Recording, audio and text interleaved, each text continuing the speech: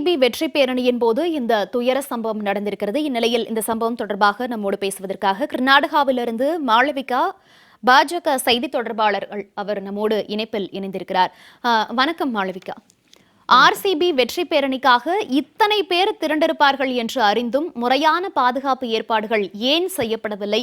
இந்த சம்பவத்தை நீங்க எப்படி பாக்குறீங்க? நேற்று இரவு ஆர்சிபி அவங்க ஜெயிச்ச போதே எக்கச்சக்கமான ஆர்சிபி ஃபேன்ஸ் கூடியிருந்தாங்க. கர்நாடகால வெவ்வேறு இடங்கள்ல, அதுலயும் முக்கியமா பெங்களூர்ல. ஏன்னா பெங்களூர் டீம் ஆனதுனால பெங்களூர்ல வெவ்வேறு இடங்கள்ல பட்டாசு வெடிச்சு கொண்டாடினாங்க. அப்பவே அங்க கவர்மெண்ட்டுக்கு தெரிஞ்சிருக்கணும் எவ்வளவு பேரு சேரக்கூடிய வாய்ப்பு இருக்குன்னு. அதுலயும் எப்போ இந்த டீமை பாக்குறதுக்கு மக்கள்லாம் ரொம்ப ஆர்வத்தோட இருந்தாங்களோ, அப்பவே ஒரு கேஜ் பண்ணிருக்கணும் எத்தனை பேர் சேரக்கூடிய ஒரு வாய்ப்பு இருக்குன்றதும் அவங்க கேஜ் பண்ணிருக்கணும். அது பண்ணல. என்ன பண்றாங்க, ஒண்ணு அவங்க பஸ் வரும்போது HAL ஏர்போர்ட்ல இருந்து ரெண்டு பக்கமும் ஏராளமான மக்கள் நிக்கிறாங்க. அது எப்படியோ கண்ட்ரோல் ஆயிடுச்சு. ஆனா அந்த விதான் சௌதா முன்னாடி ஒரு ஆனர் பண்றோம்னு சொல்லிட்டு கவர்மெண்ட்ல இருந்து ஒரு ப்ரோக்ராம் வச்சாங்க. அது வெளிப்படையா அது ஓப்பன் ஏர்ல பண்ணதுனால அதனாலயுமே எக்கச்சக்கல் மக்கள், நான் நினைக்கிறேன் அவங்க டிவியை பார்க்க கூட ஆரம்பிச்சிட்டாங்க. டிவில லைவ் போயிட்டு இருந்தது இல்லையா எல்லா நியூஸ் சேனல்லையும், அதனால அது பார்க்க மக்கள் கூடியிருக்காங்க. அதுலயும் முக்கியமா அந்த KCA ஸ்டேடியம், சின்னசுவாமி ஸ்டேடியம் கேட்டை திறந்து விட்டுருக்காங்க. அதாவது பாஸ் அந்த மாதிரி எதுவுமே இல்லாம யார் வேணா வரலாங்கிற மாதிரி திறந்து விட்டுருக்காங்க. அதுலதான் இந்த இந்த நெரிசல் நெருக்கடி எல்லாம் ஏற்பட்டிருக்கு. தேவையான போலீஸ்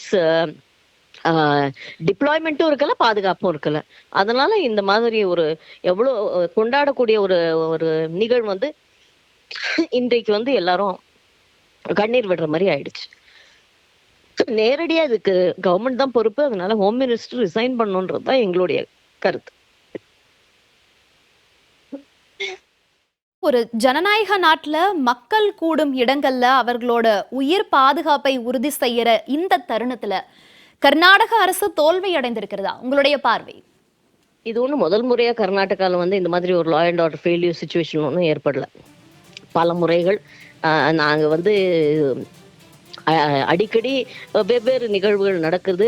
அடிக்கடி லா அண்ட் ஆர்டர் ஃபெயிலியர்ன்றது காமன் ஆயிடுச்சு. இப்போ number of murders, the number of sexual assaults, நீங்க எதை எடுத்துக்கிட்டாலுமே ரொம்ப காமன் ஆயிடுச்சு. அதுலயும் இது நாங்க இது வரைக்கும் பார்க்காதது. அதாவது எத்தனையோ காலமா இந்த சின்னசுவாமி ஸ்டேடியம்ன்றது எனக்கு தெரிஞ்சு கிட்டத்தட்ட 50-60 வருஷமா பெங்களூர்ல இருக்கு. அண்ட் பலாயிரம் மேட்சஸ் அங்க நடந்திருக்கு. வேர்ல்டு கப் முதற்கொண்டு பலாயிரம் மேட்சஸ் நடந்திருக்கு. இந்த மாதிரியான ஒரு இந்த மாதிரியான ஒரு நெரிசல் ஏன் ஏற்பட்டுச்சு இன்னைக்கு? அதுவும் மக்கள் என்ன மூட்ல இருக்காங்கன்றத கவர்மெண்ட் கண்டிப்பா கேஜ் பண்ணிருக்கணுங்க. போலீஸ் ஃபெயிலியரும் இருக்கு, ஹோம் மினிஸ்ட்ரியோட ஃபெயிலியரும் இருக்கு. போலீஸுமே கேஜ் பண்ணிருக்கணும் இல்லையா? என்ன மாதிரியான டிப்ளாய்மெண்ட் இருக்கணும், எத்தனை கான்ஸ்டபிள்ஸ். இப்போ நான் ஒரு ரிப்போர்ட் பார்த்துட்டு இருந்தேன். லேடி கான்ஸ்டபிளே இருக்கலையாமா. இந்த மொத்த அந்த கிட்டத்தட்ட ஒரு 4-5 கிலோமீட்டர் ரேடியஸ்ன்னு வச்சுக்கோங்களேன், விதான் சௌதால இருந்து சின்னசுவாமி ஸ்டேடியம் வரைக்கும். லேடி கான்ஸ்டபிள்ஸ் இல்ல, லேடி போலீஸ் இல்ல. பலாயிரம் பெண்கள் சேர்ந்திருக்காங்க. அவங்களும் தானே ஆர்சிபி ஃபேன்ஸ். ஆர்சிபி அண்ட் இறந்திருக்கிறதுலயுமே பெண்கள் இருக்காங்க. எல்லாம் சின்ன வயசுக்காரங்க, எல்லாம் 15, 16, 20, 25 இந்த மாதிரி வயசு. 11 பேர் இறக்குறதுன்றது ரொம்ப பெரிய ஒரு நம்பர் இல்லையா? இது வரைக்கும் நாங்க பார்க்காதது. இந்த மாதிரியான லா அண்ட் ஆர்டர் ஃபெயிலியர் நாங்க இது வரைக்கும் பார்த்தது இல்லை கர்நாடகால.